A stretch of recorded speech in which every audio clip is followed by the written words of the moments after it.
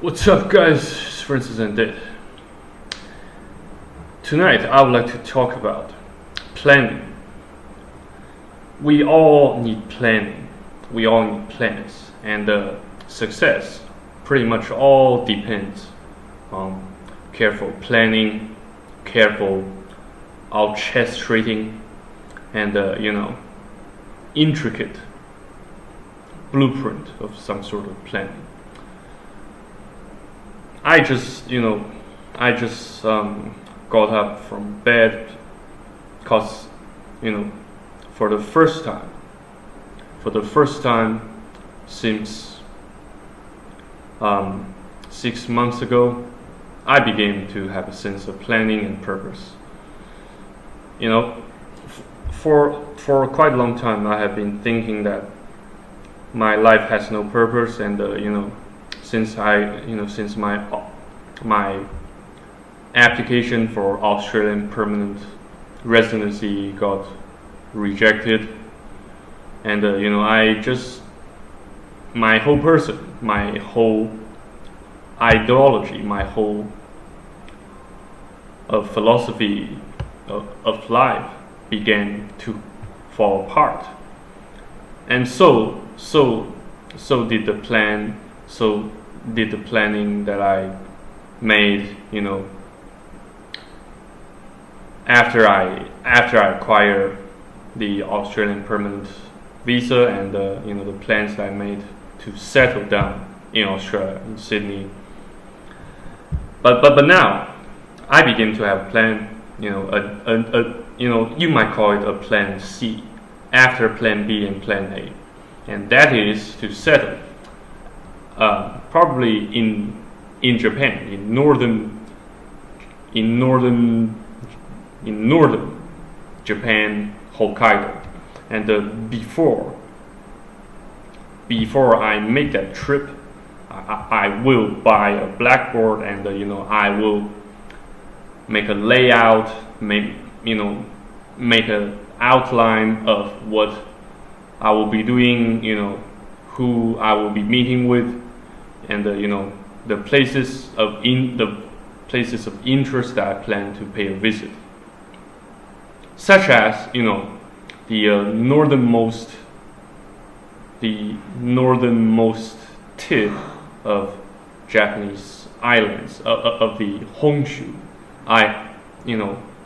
islands, and the Oki islands. Lots of there are quite lots of places, lots of remote islands, remote regions to pay a visit to while you are in Japan. Of course, it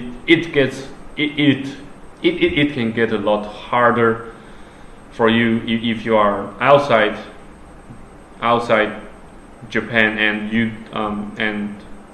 your nationality doesn't fall into the category of visa waiver or visa exemption range. Nevertheless, you can still plan. You can still plan, what you would like to achieve, and what you want to do, in the next couple of months, or even in the next couple of days. I mean, even if you feel like God has abandoned you, you feel like you just feel like not. You just don't feel like doing anything at all. Still, one of the best cure against such feeling of disorientation is to make plans. And the very first step that you might want to take is to first purchase a blackboard or a whiteboard and hang it onto your wall, in your room, and you then begin to draw lines, to draw directions, and it's best accompanied with a map, a map, or a map of Japan a map of Australia or a map of the entire world, but still, always try to be more specific.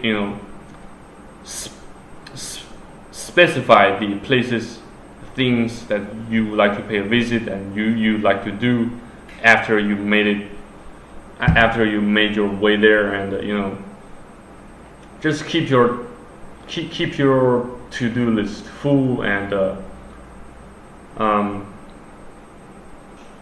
what else should I mention? Yeah, here comes the fun part, the shopping list. What would you like to buy once you reach there? Once you reach Shinjuku, Tokyo, Japan, or Sydney, Australia, or Paris, for instance. Just keep asking yourself what you like to do, and what you like to buy, who you plan to meet with after you reach there. Sounds like fun, right? It does sounds like fun once you think of the things that you have yet owned and the people that you have yet met. Right? Anyway, guys, I think I suppose that's the tip of the entire iceberg that I can show you for now, for the moment. So stay tuned for my next episodes, and I shall see you on the next YouTube video clip. Once I got some new inspirations, new ideas to share with the rest of the world. Thank you again, guys, sincerely. Stay tuned, God bless, have fun, stay awesome. Cheers.